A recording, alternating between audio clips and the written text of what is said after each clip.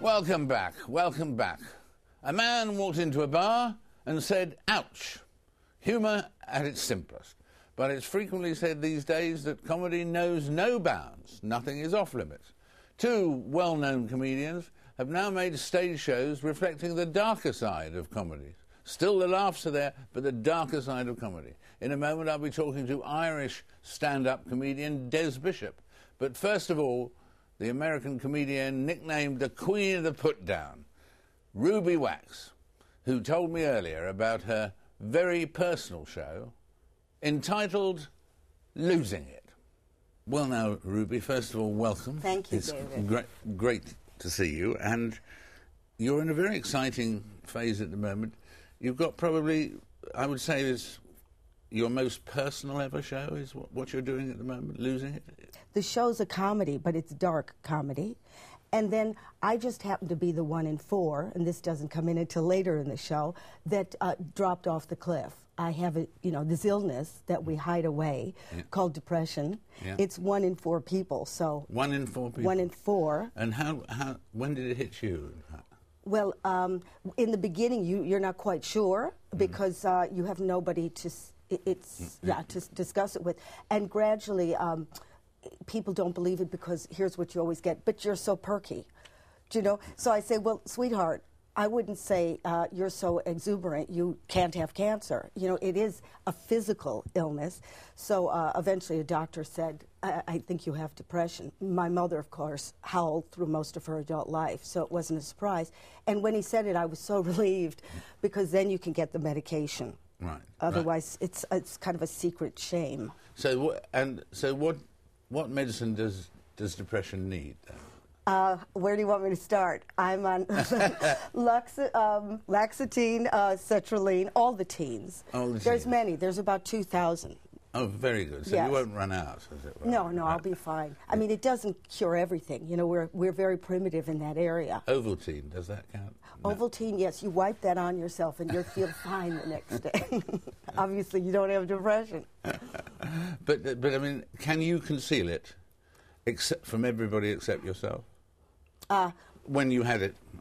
The other people that would have depression would know. I mean, basically, your personality leaves town, and then you're replaced by a kind of gormless gray lump. I mean, you are no longer there. Any sign of who Ruby was, gone. And it's very disconcerting because if you had something wrong with any other part of your body, your brain would notice it. But when your brain is ill, there's nobody left to make the assessment. Yes. You know, if you had a spare brain, it could tell you, but you don't. So actually, I had to say to my friend, do I look crazy to you? And she said, yeah. And I say in the show, depression isn't because you're singing the blues, because your baby left town. It's when you can't tell whether to have a manicure or jump off a cliff. Right. Eeny meeny. It's the real McCoy, and yet society still shun it. And how do the people respond to this? Do they come away with it thinking it was first of all comedy and second marvelous therapy, or first of all therapy and also some comedy, or what? Well, in order to seduce an audience, you know this, David, yes. It's very funny. You know, because you have to open everybody up. I mean, they're buying a ticket. They don't want to hear me whining. Yeah. So it's very, very funny. And then we start to go down the steps, you know, into the, I call it, the truth. You know, let's get to it. If I see the audience going like this, then I know everybody's in on it, you know, even if they're the 3 and the 4. By the end, it's so honest that we have an interval, the audience come back, all of them come back, and we have a discussion. There's never been a night where not everybody wanted to get to that mic. Really? Yeah. Even if they have somebody they know, or they're a caretaker, because caretakers have it much worse than the guy they're taking, and they have nowhere to go. You know, AA is very organized. They know where their meeting places are. Those of us who have complexity in our mental department, where do we go? The yellow pages? And to what extent do you think that something like depression and so on is linked with all those Smokey Robinson song, The Tears of a Clown, and so on? Is comedy an added pressure? You know, I'd say if it's 1 in 4 people, there are not that many people that are funny. Yeah, no, that's right. So, you know, Mrs. Yorkshire's up there sitting alone and smoking cigarettes, thinking about killing herself. So let's think 1 in 4. And that's worldwide, really. They just might not have a name for it in India, but they're suffering. Yeah. But so they're suffering, yes, but they haven't all identified it in the same way. They have physical ailments. They haven't got a word for it, but it is a physical illness. You know, I study the brain now. Yeah. If you cracked your skull open, Yeah. I'm not asking you to, David, especially today. No, please don't. Yeah, no. And kids, don't try this at home. Yes. But you would see, it would be difficult, but you need an MRI scanner. There's there's connections that aren't shooting the right chemical. And someday you'll be able to have a card and go, look, I've got it too, you know, because it was once gays that we, you know, then it was people who had cancer, and then it was a witch. We used to burn them, and now it's mental illness. It's our turn. Yeah. And what's for viewers at home and so on, what is really the clue? What is the thing that says to people you should go and have a checkup? Maybe you've got depression. I mean, is there a classic thing if people, you know, repeat words 5 times? Right. Then that's a sign. Is there a sign of? Well, if somebody passes away and you're mourning, that's called sadness. If you're just sitting in your office, it comes on gradually, by the way, you know, because it's so evasive. Gradually, you are no longer accessible to yourself, and you don't sleep at night. Your appetite goes. It's very hard to feel a personality. I mean, it's like being pregnant and not pregnant. When you've got it, you know it. Right. I mean, and then the voices get very loud in your head, usually negative, and they repeat over and over again. Most suicides are because of depression, most. And so you've got the real McCoy. Yeah. You know, I think it's tragic when somebody's just lazy or they try to get out of work and claim it. But it is the real McCoy. What part does death play in depression? Do people worry more about death and things like that? Or worry more about everything, I guess? Well, you know, we don't worry about it because we are gifted as mammals to not think about it. But all the existentialists did, you know, it is part of our life. When you are depressed, that one comes home right here. Yeah. And it doesn't look so bad, death. You know what I mean? It seems a better alternative to what you're going through. Really? At that particular stage? At that stage. We had a lady in the audience, I know this is maybe you wanted comedy. She had cancer and depression. We said, which is worse? She said the depression, because with the cancer she gets sympathy. Very interesting. That's very, very, very telling about people's reaction. Thanks a million, Ruby. Thank you. Terrific. Thank you. Ruby Wax there. Ruby Wax there. Well, actually, funnily enough, we've got 2 people in our show this week who are really twinned in a way in this area of dealing with sadness as well as jokes in comedy. Dez Bishop is an Irish-American comedian whose shows reflect real life. So when his father was diagnosed with terminal cancer, Dez found it a natural step to build that into his show, to more and more of his show. He explained to me earlier that he wanted to help celebrate his father's life and at the same time break some of the taboos surrounding cancer. This is what he had to say about it. The original idea came before he got sick, but I was never exactly sure how I was going to tell the story. Well, it was terrible that he got sick, obviously, but the amazing thing was that he was very impressive in illness, but also I think because we rallied around him to look after him, he actually realized that the sacrifice was worth it. He sort of moved on from his own regrets. And he actually said to me one day in the hospital that, you know, he said, I had a lot of regrets in my life, you know, things I felt I could have and should have done. But I'll tell you right now, when you get sick and your sons turn up to the plate, it's an amazing feeling, man. And if I snuff it tomorrow, I'll die a very proud man. That's what he said to me in the hospital. And really, to be honest, that was the true motivation for the show. Because no longer was it a story about a man that had regrets. It was a story about a man that, in the end, realized the thing that really matters is the family and that his sacrifices had paid off. And how difficult, since people think of the show as above all humorous as well as having these touching stories as well, I mean, how difficult was weaving in the comedy alongside the tragedy? Well, it was easy because one of the other reasons why the show happened so quickly, because, I mean, you know, well, my dad only died 2 months ago, but, I mean, it's only a year and a few months since he got sick, but he was very funny in dealing with illness. Just a quick example of one of the ways that he tried to keep the atmosphere light. We were in the hospital, very stressful. He hadn't slept in days. He asked if I could get him a sleeping pill. I asked the nurse the nurse came back and said, the doctor said my father couldn't have a sleeping pill. Now, I got a little bit upset, and my father hates confrontation, and he said, like, on this quick, he said, look, Des, it's all right. If I don't get a sleeping pill, I won't lose any sleep over it. You know, and he just had a very humorous way of dealing with things. Yeah. Some stories inappropriate for Al Jazeera at this time. Some funny, you know, dirty.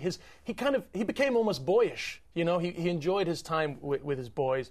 And I started telling those stories on stage. Before I knew this was going to be a one-man show, I started relaying my father's humorous way of dealing with illness. And people really appreciated it because they like sort of breaking the taboo of cancer. And the whole thing just gathered up in energy. And making it humorous wasn't difficult at all. Yeah. And what about just making the step to persuading the audience to roar with laughter in the middle maybe of a rather serious sequence in the show?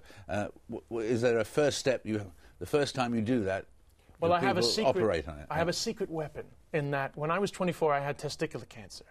And at that time of my life, I turned a lot of the stories I had into humorous stories to kind of, well, one, because they were funny, but also it's a healthy thing. Young men don't like talking about health issues. And it's very easy to be funny about testicular cancer because a lot of humor stems from that part of your body. You know? It's very easy to make jokes about your testicles. And so I kind of put people at ease by telling a few of the stories of my own experience, so people realize that this is not an irreverent, flippant look at illness, that this is, you know, a genuine thing that I care about, my father cares about, and these are just humorous ways of looking at serious things. So I think people are made to feel pretty comfortable from the get-go. And in fact, I mean, the very fact that you've got the personal stories are key to it in bridging the gap with the audience for them to get familiar with it, yeah? Yeah, because I think some people's fears before they come to the show, well, obviously some people fear, how can this be funny? But I think some people think, I think they expect the humor to be somewhat sort of maybe black and, you know, like controversial, you know, but it's not actually controversial at all because they're genuinely funny moments that happen from the experience rather than, you know, some other people are famous for saying things that are inappropriate. There's very little sort of traditionally inappropriate humor in the show. So people get very comfortable very quickly. Yeah. And did you always want to be a comedian or did you want to be an actor originally? Oh, I just wanted attention, to be honest, David. I liked the attention. I was the class clown. And when I was in college in Cork, I did get into the drama society, but I very quickly enjoyed the improvisation, the messing around. And then I actually was kind of pushed towards comedy by somebody else. I didn't even realize that stand-up was what I wanted to do, but once I got on the stage, the immediacy. See, I'm a big fan of immediate gratification, one of the byproducts of my sort of addictive personality. Right. So the immediate gratification of stand-up was, it was addictive, and I wanted to do it forever. Well, great to have you with us. A great joy. Good luck with the show. Thank you very much. And good luck with finding as good a subject for your next show. What am I going to do next? Who's going to die? Write on a postcard, please, to this. What should he do next? To this address. Our thanks to Dez Bishop there and, of course, to Ruby Wax. Now an example of cutting-edge science, helping to uncover some of the ancient world's unknown treasures. Infrared satellite images taken from space have shown up what appears to be previously unknown pyramids, maybe as many as 17, plus tombs and settlements in Egypt. The satellite is orbiting some 700 kilometers above the Earth, and the images it sends back show buried or underground buildings under the sand or in the sand. Could we be about to discover more treasures of ancient Egypt? I'm joined now from Cairo by Zahi Hawass, Egypt's Minister of Antiquities, and they have a lot of those to look after. Dr. Hawass, thank you. Thank you for joining us right now. This new satellite technology seems to suggest that there are many more hidden treasures than were previously thought, particularly with your passions and your real excitement in this area. That must be a very riveting discovery for you. Yeah, but I want to tell you two important things. Number one, satellite images are very important to lead archaeologists to make major discoveries. But actually, I saw all the images that shows structures are buried underneath the ground. This structure can be mud brick or stones, but the interpretation that has been announced to the public was completely wrong. To say that they found 17 pyramids. This is not true, because the structure can be a temple, can be a tomb, can be a buried city, can be a pyramid. Therefore, we have to wait for archaeologists to do the excavation. For example, I had one satellite image of South Saqqara, and we found a structure under the ground. We know this area contained pyramids of Dynasty 13. Then we excavated the structure and we found it was a base of a pyramid. Then archaeologists and people who announce a discovery, they have to wait for us as archaeologists to excavate and find out it's a pyramid or a tomb or a temple.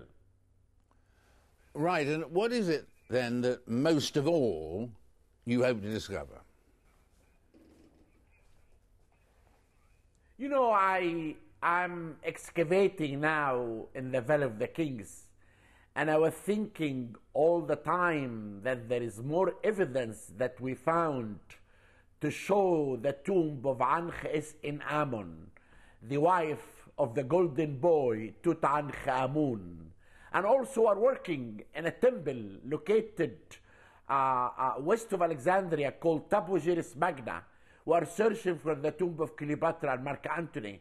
Then really we are hoping of year 2011 and 12 to be a very important year for us as archaeologists.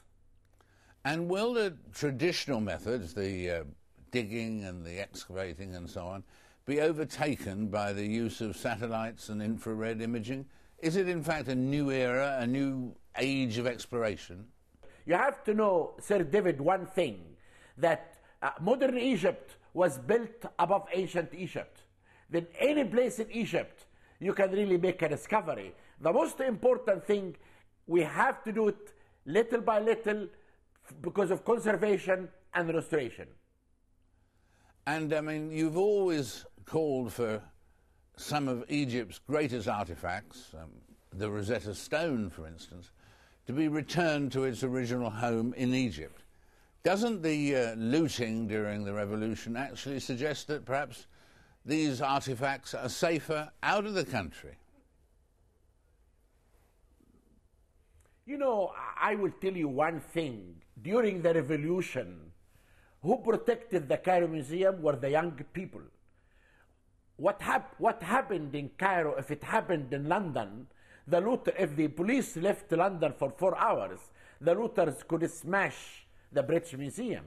But thanks God, until now, we are missing small 31 objects only. And therefore, I want to show to the world that the Egyptian people, with what happened, they saved the Egyptian antiquities. And I'm saying that unique artifacts should come back to Egypt, such as Rosetta Stone in the British Museum, Nefertiti in Berlin, and other 4 major statues like the statue of the architect of the Great Pyramid at Hildesheim Museum, and the Zodiac at the Louvre, and the statue of the architect of the Second Pyramid at Boston, and also finally the statue of Ramses II in Torino, Italy. I hope that one day these objects can come back to be in Egypt. We are building the Grand Museum right now. It's going to be the most beautiful museum in the world. We finished the construction of civilization museums. Then our museums now are perfect to protect and show these artifacts. And turning to Egypt today, Doctor, you were a cabinet minister for a time under Hosni Mubarak, and now you're a cabinet minister again today under the new government. Are you satisfied with the transition of Egypt after the revolution? Has progress been made? Has it really been made in your judgment? I'm very happy that Egypt, for the first time, the young people brought to the country freedom and democracy. And this really will change a lot of things in Egypt. And I did, when I became a minister at the first time, I'm not a politician. I have never been in the Democratic Party. I'm a technician. And therefore, I saw in the first time when I was a minister that antiquities had no protection. And I wanted to raise the flag, the red flag, to tell the world that Egypt needs the antiquities to be protected. And I stayed 1 month away from archaeology. But I have to tell you, when I came back, I found I'm a part of antiquities, and antiquities are a part of me. How do you feel about the upcoming development, Doctor, about the former president, Hosni Mubarak, and his two sons being brought to trial for corruption and or murder? I mean, do you believe that is the right course to take? I really believe anyone who made any corruption in the past or the present should go to court. We have to wait the decision of the court to find out what's happened. But really, I believe that this is what the Egyptian people wanted to see, and will wait for the trial. So they will wait for that moment to find out more? Exactly. What are your memories of Hosni Mubarak in power? Was he a good leader or not? I think at the beginning he was a good leader. But actually, if you look at ancient Egypt, we have the same story happened 4,000 years ago. When the Pharaoh became old, the people around him could gain power. And I think this is what happened to President Mubarak. In his old age, people began to appear, and those people made mistakes. And Hillary Clinton has said that we, meaning America, we are disturbed to hear reports of efforts to crack down on journalists and bloggers and others. Is the system as free in Egypt as you would like? I think we are really restoring everything back, and the police are coming to power. And actually, we need the tourists to come to witness this great moment in our life and to see the change in the country and to look for the mystery and the magic of antiquities. We need the tourists to come back. You need them very much for the economy, for the balance of trade. For the economy and for antiquities, and this is something that, we have been building 22 museums all over Egypt, and we are protecting the antiquity sites. We need really money to do that, and the money comes from tourists who visit the sites. And there may be, when you do the research under the sand, there may be as many as 17 new pyramids, or not. I hope so. We hope. I told you, we found until now 30% of our monuments, and still there is 70% is buried underneath the ground. Thank you for the whole conversation. Thank you. Thank you, Sir David, very much. Well, that's all the pyramid time we've got for this particular week. My thanks to all my guests. So do please join us again next week for another Crossed Over the World. See you then.